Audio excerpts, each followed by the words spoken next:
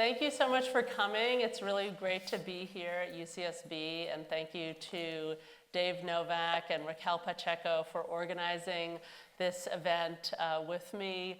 My name's Alexandra Lippman. I'm a visiting assistant professor at Pomona College, and I'm an anthropologist and a DJ. And it's really great to be talking with these filmmakers here about these incredible films. On my left is Alvaro Parra, who is a filmmaker and a DJ based in Los Angeles. He's made several documentary films, and this is actually the first of a series of short films that he's working on Cumbia, Sonidera, kind of in different contexts and in different places. And Joyce García is a filmmaker and photographer originally from Veracruz, Mexico, but joining us from Mexico City. And No Soy Guapo is her debut documentary film. It came out in 2018. It's been in various festivals in Mexico, and it's great to be here in this theater at UCSB. My first question is sort of very basic, but both of you have these really compelling protagonists in your film, and I wanted to hear a little bit more about how you first met them and how you connected with them. You know, in your film, you look at these two sonideros who are at really kind of different stages in their careers, and Tony Fantasma, who is a famous sonidero in Los Angeles. If you're driving through LA, you can kind of see his name frequently on the posters.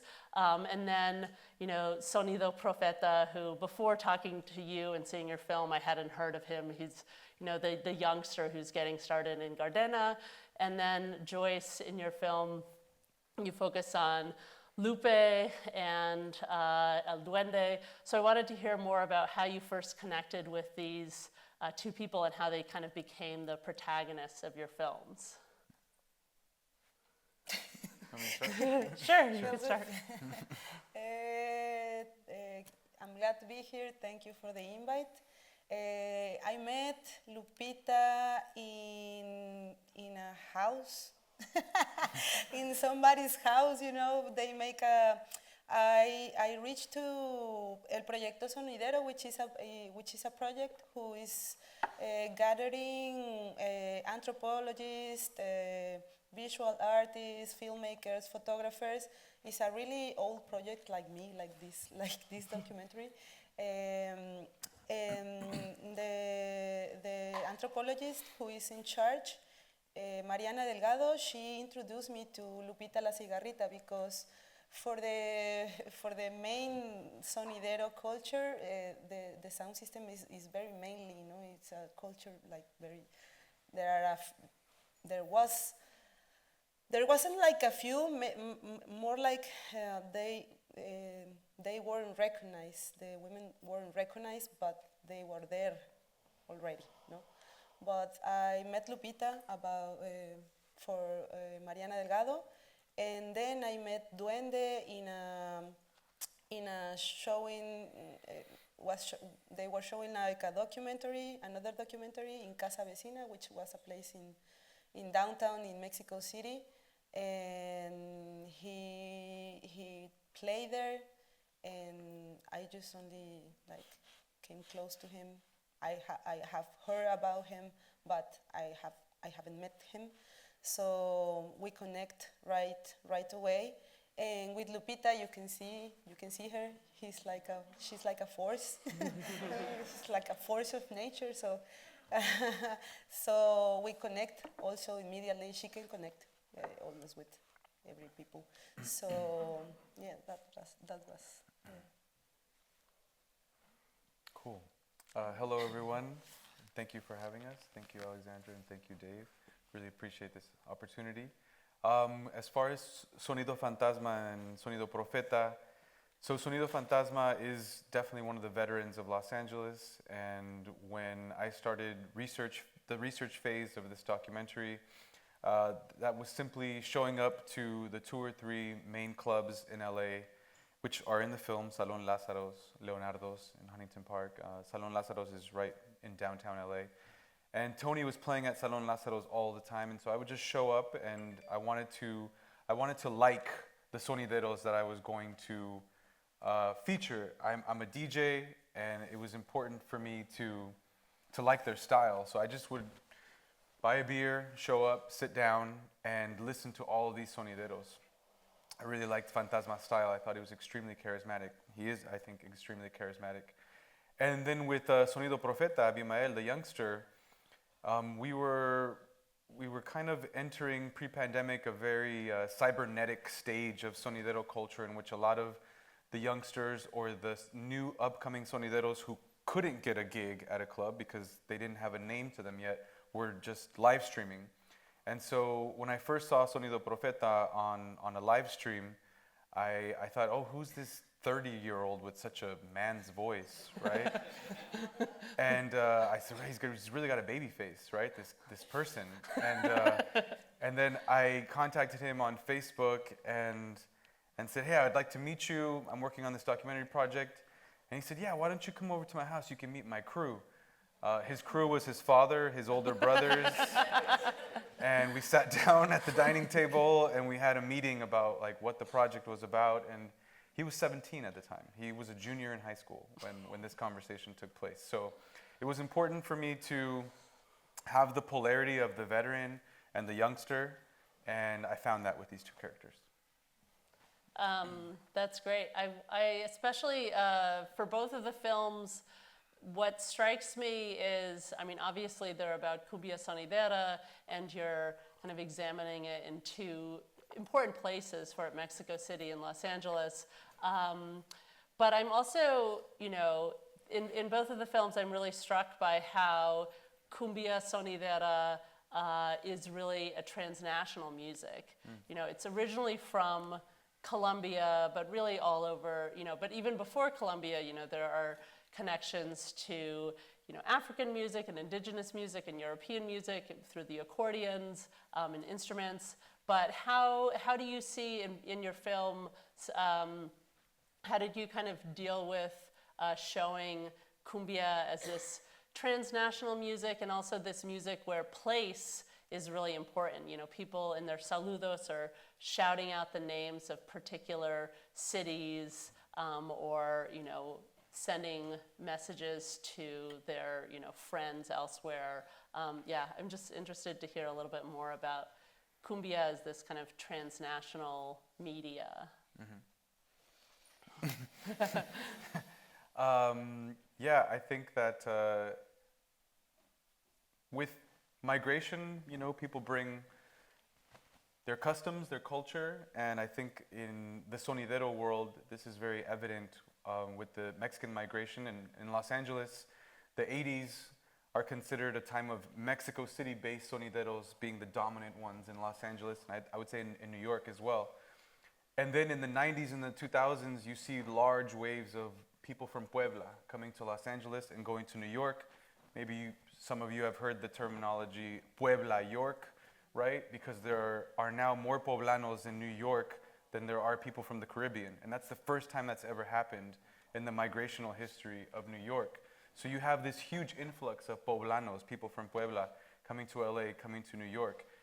Puebla, as you see in the doc, is one of the most active scenes. They have an industry behind sonidero culture. The saludo, the shout out becomes an internet connection for family who's in New York, family who's in Puebla, family who's all over the United States, working somewhere far away from their home, right? But in this way, I think it's very beautiful that this facet of cumbia culture keeps families together, or at least, you know, gives them a momentary bond with the music that they've grown up with. And I find that really fascinating about the saludo and technology cumbia, this triumvirate of facets of cumbia culture. So I think especially for sonideros over here, you have messages going back and forth, right? And I think that it's really fascinating how that happens in cumbia culture. And even before the internet, it happened with video cassettes, it happened with DVDs, it happened with cassettes, And these saludos were being recorded in different media. Now the internet, digital media has made that instantaneous. What was the question again? Well, about how Cumbia is a kind of transnational music, and how do you represent that in your film? And for what I see for Yo No Soy Guapo is more than, you have moments where El Duende is showing his record collection, and a lot of them are coming, you know, their music that's recorded in Colombia or other, you know, Cuba. At one point in the baile, I can't remember who, but somebody says, oh, or the sonidero says, oh, we're in Matanzas, Cuba. So everyone is kind of imagining being sometimes in different places through the music, even with the hats that they wear that are very, you know, traditional from this like style of hat, volteado from Colombia, that they use. So, yeah. And feel free to speak in Spanish or English and we can translate. Sí, gracias. Lo voy a hacer en español porque, bueno, por un lado es justo lo que dijo Álvaro, que el sonidero era en realidad también nació como un medio de comunicación, ¿no? Justo entre la banda migrante México-Estados Unidos, sobre todo en esa conexión México-Estados Unidos, porque antes pues no existían los celulares, la tecnología, ¿no? O sea, una carta en cuánto tiempo te podía llegar, no sé si es que alguien mandaba cartas en algún momento. Entonces justo ese recordar a alguien, ese mandar saludo, esa canción que te podían dedicar, servía como un puente de comunicación pues para mantener a los tuyos cerca, ¿no? Y además de esto, creo que la cumbia, o sea, además de ser un puente comunicativo, también la cumbia se instauró en el gusto popular mucho gracias debido al cine de la época de oro mexicano, en cuanto estaban las orquestas, las grandes orquestas de Pérez Prado, ¿no? Las orquestas de Cuba, la Matancera, ¿no? Que muchas veces eran parte de las películas. El público mexicano consumía muchísimo cine, cosa que ahora no pasa tanto, ¿no? Y que eso también forjó un público, ¿no? Y formó una cultura del baile, de las grandes orquestas, de los salones de baile, que no existía, digamos, antes de esta como masificación de la música tropical en Latinoamérica. Y los sonideros fueron, no sé si alguien va a traducir en algún momento, pero... Sí, ¿quieres que traduzca? Cuando quieres. ¿Podemos pausar? ¿Lo podemos regresar? Yeah. Lo vas a... Sí, a ver.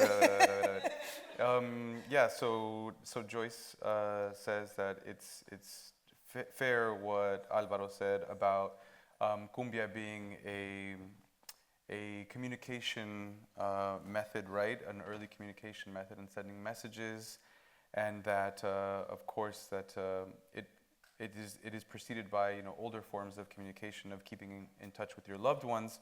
However, that a lot of in the Mexico City context, the transnationalism can also be viewed through cinema, in which a lot of Mexicans would consume, you know, Mexican golden age cinema, in which there was a lot of influence from Cuba, and you would see a lot of the big bands and the orquestas from Cuba, and this style and these rhythms were becoming part of Mexican culture, even though they were not native to Mexican culture, right? There was a huge Cuban influence, and hasta ahí llegué. Sí, hasta ahí dije. Y claro, entonces el sonidero es muy responsable en cierta medida, en gran medida, de instaurar también ese gusto por la música tropical, porque ellos eran quienes viajaban, ¿no? A Colombia, a Puerto Rico, a Venezuela, a Perú, a Bolivia, a Cuba, para traer música que no existía en las estaciones de radio, ¿no? Que es lo que hablan al principio Lupita, ¿no? Los sonideros eran quienes llevaban música especial que nadie más tenía, y además de interpretarla en las radios, la interpretaban en la calle, y pues qué mejor medio de difusión que la calle, pues, ¿no? Justo ellos son en gran medida responsables de que la cumbia, y no solo la cumbia, la guaracha, la salsa, el guaguancó, el montuno y un montón de diferentes estilos de cumbia se escuchen no solo en Ciudad de México, sino en todo el país y también pues aquí en Estados Unidos. And so the sonidero becomes a figure that begins to travel to other countries to buy vinyl records in Colombia, Bolivia, Peru, Venezuela, Cuba, Puerto Rico, many of these countries, bringing these records back, and the sonidero becomes this special figure that has this music that no one else has. And radio programs begin to form around these records and this music, and not only in Mexico City, but all of the Republic, all of this music begins to sound, not just the cumbia rhythm, but guaguancó, montuno, salsa, sí, guaracha. Yeah, it was many rhythms, right? Eran muchos ritmos, and so the sonidero becomes this very special figure in the culture, and of course, most importantly, the sonidero has its most significant diffusion in the street party. And so what better place than the street party to share this music with your neighborhood? And it's pretty amazing to me how, you know, in both of the films, people show how the baile kind of transforms and creates this public space. And that's probably one of the reasons why they were kind of running up against the state and police trying to shut it down. But I'm interested in how the sound systems kind of create a space in Mexico City or in Los Angeles where people can connect beyond their own, you know, city or their own kind of borders in their country, and how, you know, how sound is important for that. Yeah, I think I'm gonna try it. Okay. I think sonideros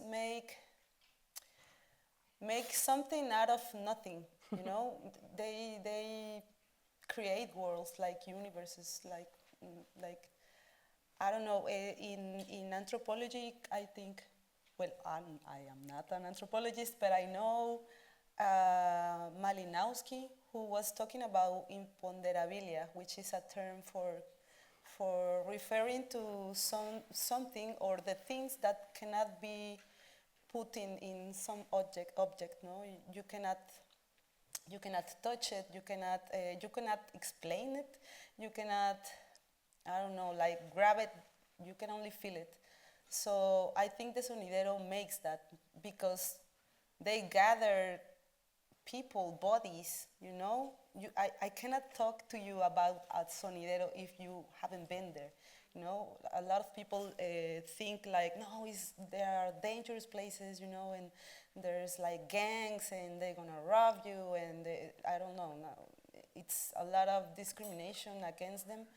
But if you haven't been there, you don't know what it is like to be there, you know, with the music, and not only know the music, but heard it in the space and with those like wild wild sound, you know, like everything is distorted and it's not like fainis, like no es fino, no es fancy, es como raw, and that creates not only that, it's like the whole things together. You know, you can see your neighbor, you can see someone you haven't seen in a long time. You can, as Lupita says, you can like look to somebody and get in love and get some kisses behind the behind the sound system, you know, and you can make your own community in there. And also, it's like it's the moment of most freedom for the ghetto, you know, because it's really hard to pay money to go to a dance club or go to hear some artist or do anything. And if you have it like down, like saliendo de tu puerta, like right there, because you cannot run from it. It's right there. So it's better, you know, because it's for you, it's created by you, by your community, by, I don't know, like your crew, your friends. So I think they have made a whole culture which is really, really big. It's amazing how big it is. From nothing, you know, like from this, no, from the passion, from the necessity, the urge will be, la urgencia de un lugar para estar juntos y para compartir música. Do you want to say anything, or? Oh, no. Okay.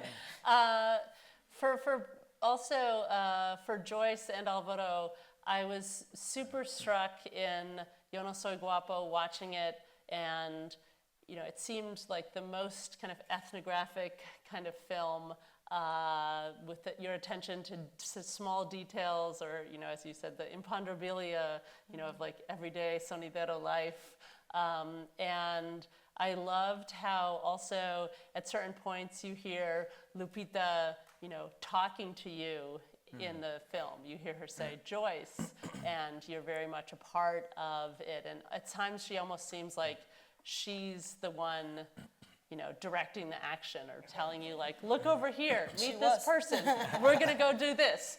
And I just wanted to hear a little bit more about that kind of process of, I don't know if it's collaboration, or how would you describe that, you know, your process of directing, or maybe the word, it's not even directing, but Yes. of making this film.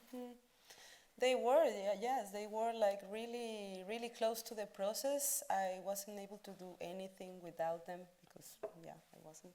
So, yeah, we talk about, I don't know, I saw them a lot.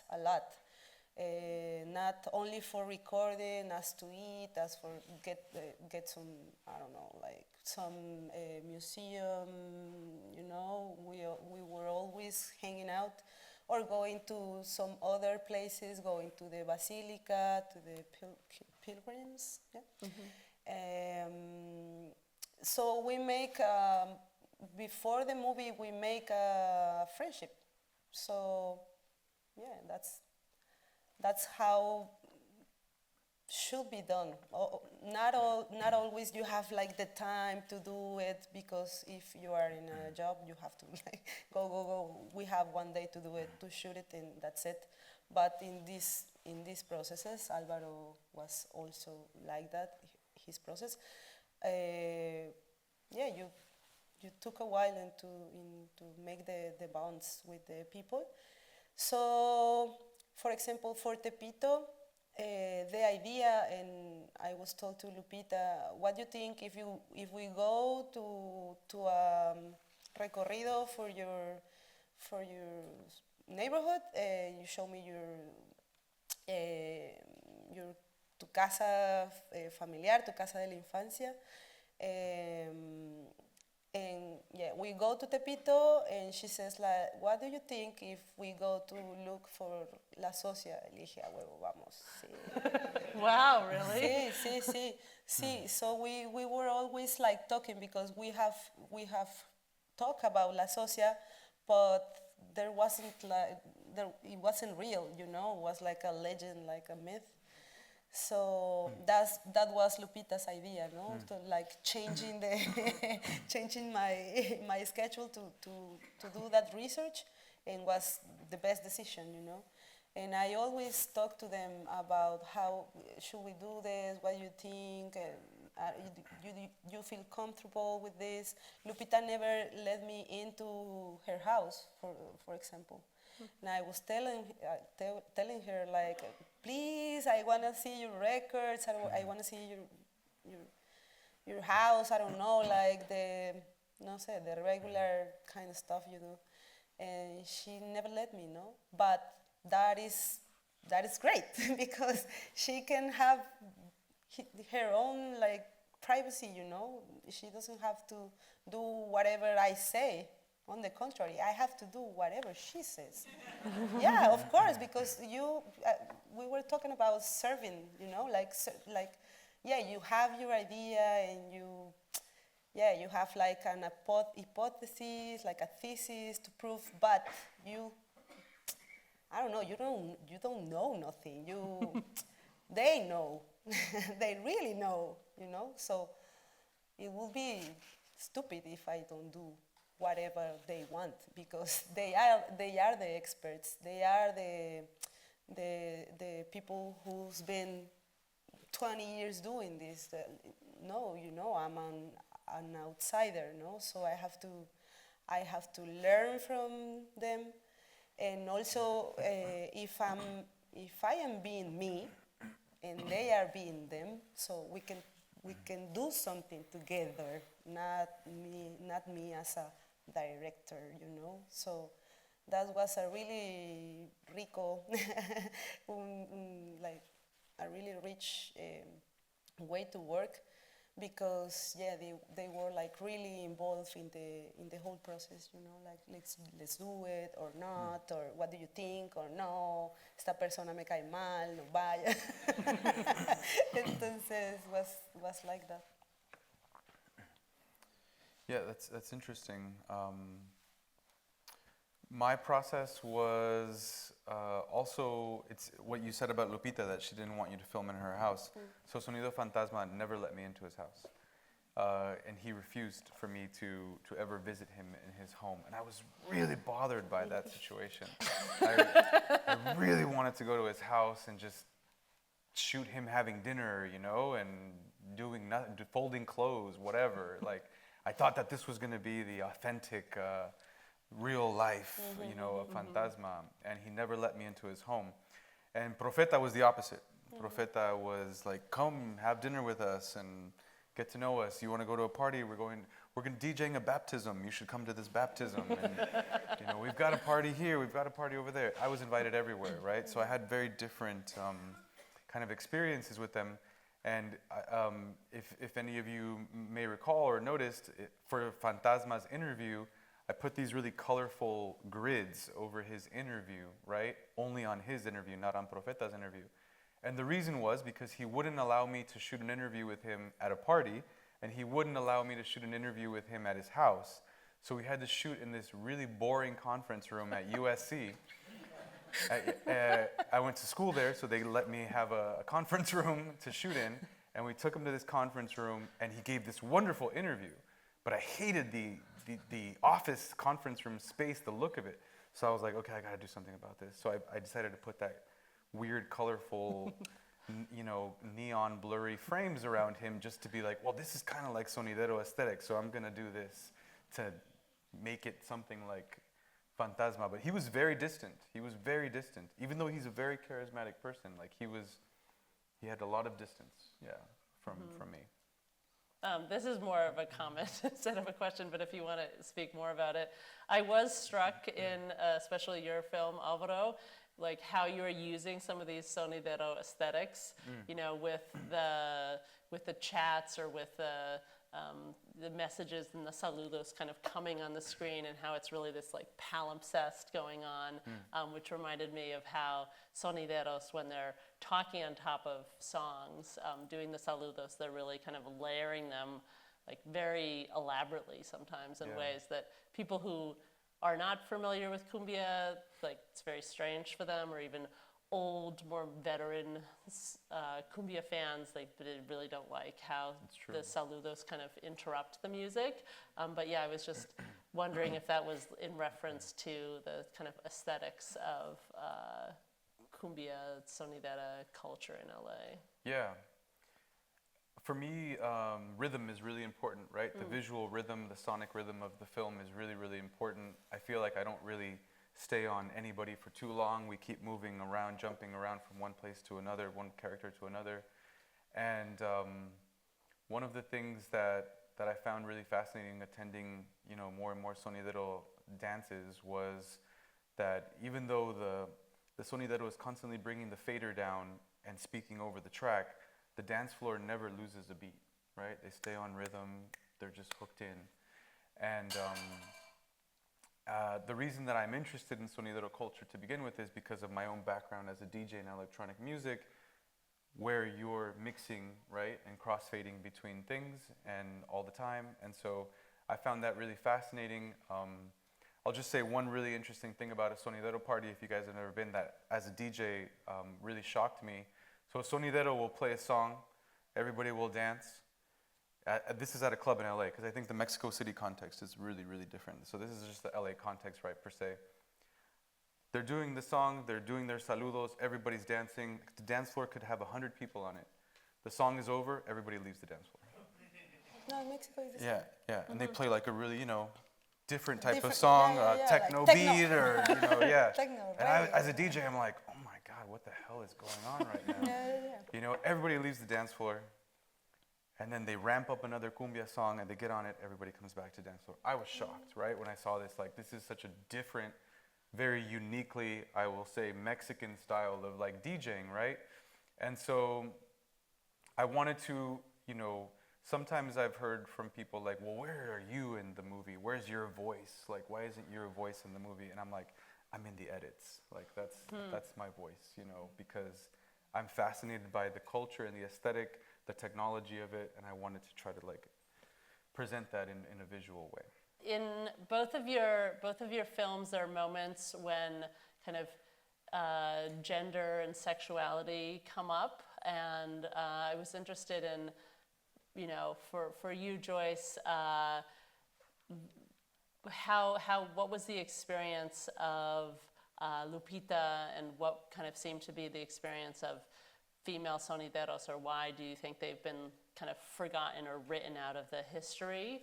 And then it was also striking to see how in bailes, you see people who are, you might imagine, oh, this is a working class Mexican barrio, it will probably be very macho, but by kind of contrast, you often see people who are queer or trans on the dance floor and like getting a lot of notice and respect as dancers, or seeming to get respect. And then also for your film, Alvaro, when the kind of the big balls voice that the young sonidero mentions is this kind of like the voice of the sonidero is this like emblem of masculinity. And I wanted to hear a little bit more about how you were approaching those topics. Well, the woman in sonidero has been repressed and oppressed because we have been the whole history. So it's just a reflection of a culture, of a history of oppression. But the women have always been there. We recently met las japonesitas. Well, we have met a lot of women in the process of the investigation. We met a lot of stories where women were like the collectors, like the organizers. Recently, we met the wife of Pluma Cumbiamberos, was a videographer for in the 80s and 90s from a lot of gigs in here in Mexico City.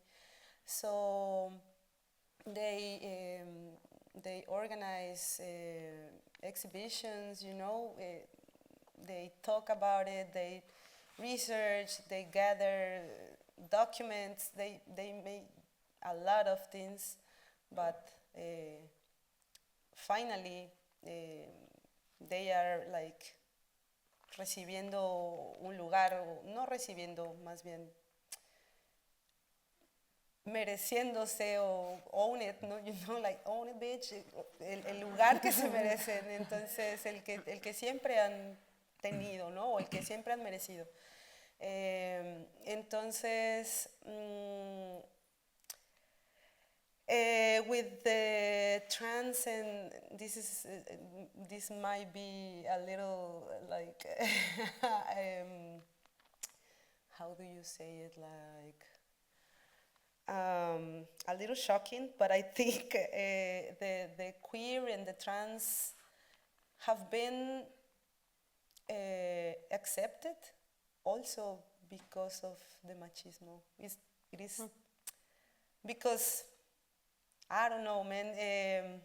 I don't know. It's kind of weird. It's a place of freedom in the bailes, but outside the bailes, it's the same.